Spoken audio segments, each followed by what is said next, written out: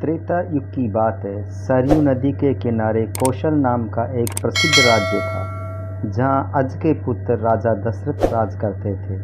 अयोध्या उस राज्य की राजधानी थी। ये नगरी 12 योजन लंबी और 3 योजन चौड़ी थी। नगर के चारों ओर ऊंची चौड़ी दीवारें थीं और उसके बाहर गहरी खाइयाँ थीं।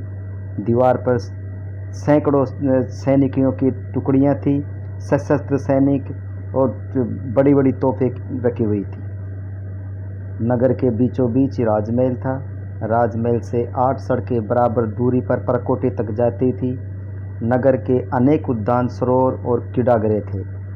ऊंची ऊंची अटलांटिकाएँ थी, जिनमें विद्वान, शूरवीर, कलाकार, कारीगर और व्यापारी रहते थे। घर घर में लक्ष्मी का निवास था। बाजार अच्छी से वस्तुएं भरे रहते थे। नगर के लोग स्वस्थ और सदाचारी थे। कुल मर्यादा के अनुसार सभी अपने अपने धर्म का पालन करते थे। सभी जगह शांति, पवित्रता और एकता का वास था। राजा दशरथ बड़े प्रतापी और सदाचारी थे। सगर, रघु, दिलीप आदि के अपने पूर्वजों की तरह उनका भी यश चारों ओर फैला हुआ था। 8 सुयोग मंत्रियों की सहायता से वे राजकाज चलाते थे। इन मंत्रियों में सुमंत मुख्य थे। मंत्रियों के अतिरिक्त वरिष्ठ वामदेव, जबाली आदि राजपुरोहित थे। राजाओं को परामर्श देते थे। उनकी सहायता से राजा सदा प्रजा के हितों में कार्य में लगे रहते थे। राजा दशरथ ने बहुत दिन तक राज सुख का भोग किया। उन्हें धन, मान, यश किसी चीज़ की कमी नहीं थी, पर उन्हें एक दुख था जो हर दम दुखता था। उनको कोई संतान नहीं थी। जीवन उन्हें सूना सूना लगता था। उनकी रानियां कौशल्या, सुमित्रा और कैकेयी, उनका भी दुख का यही कारण था। राजा ने इस विषय में अपने मंत्रियों और पुरोहित से बात की। सबकी सलाह से यह निश्चय हुआ कि उत्कृष्ट यज्ञ किया जाए। सुमंत ने प्रस्ताव किया कि महान तपस्वी ऋष्यशृंग को यज्ञ का आचार्य बनाया जाए। ये राय सबको पसंद आई। यज्ञ की तैयारियां होने लगी। राजा दशरथ स्वयं ऋष्यशृंग को बुलाने के गए। जब राजाओं को निमंत्रण दिया, मिथिला के राजा भी यज्ञ में सम्मिलित होने के लिए आए। अनेक ऋषि मुनि आमंत्रित होकर आए। सरयू नदी के किनारे यज्ञशाला का निर्माण हुआ। ऋष्यशृंग ने शुभ मुहूर्त में यज्ञ प्राप्त किया और यज्ञ का घोड़ा छोड़ा गया। 1 वर्ष बाद घोड़ा लौटकर आया। तब बड़ी रानी कौशल्या ने उसका तिलक किया और वेद मंत्रों की मंगल ध्वनियाँ यज्ञशाला में गूंज उठी।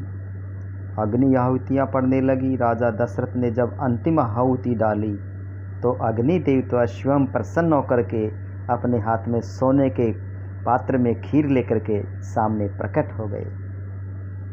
ऋष्यशृंग ने अग्निदेव से खीर का पात्र लिया और राजा दशरथ को देकर कहा, वत्स, ये खीर पुत्रदायक है।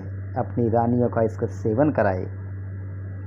खीर लेकर राजा ने उसे सर से लगाया और उन्होंने खीर का पात्र कौशल्या को देकर कहा कि तुम सब बांट कर खा लो।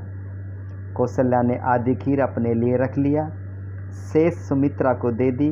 सुमित्रा ने इसमें से आधा भाग अपने लिए रख लिया, बाकी शेष खीर कैकेयी को दे दी।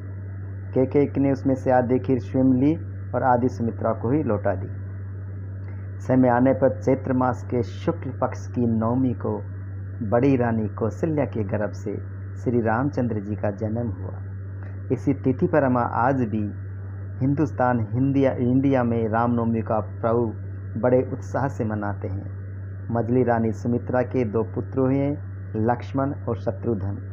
कैकेयी के एक पुत्र हुआ, उसका नाम भरत रखा गया। बड़ी धूमधाम से अयोध्या में पुत्रोत्सव मनाया गया। राजमहल में मंगलाचार हो रहे हैं। स्त्रियां गाने और बधाइयाँ दे रही है। देवताओं ने फूलों की वर्षा की। अप्सरा नृत्य करने लगी। राजा और प्रजा के हर्ष का ठिकाना नहीं रहता था। चारों राजकुमार बड़े सुंदर थे। धीरे धीरे वे बड़े हुए, एक साथ खाने खेलने लगे। चारों भाई एक साथ खेलते थे। उनमें से लक्ष्मण राम के साथ ज़्यादा रहते थे, शत्रुघ्न भरत के साथ ज़्यादा रहते थे। चारों भाई जब अयोध्या की गलियों में खेलने निकलते तो उनको देख करके लोग ठग से मचल जाते थे। राम के स्वरूप में अद्भुत शक्ति और आकर्षण था। उन्हें जो भी देखता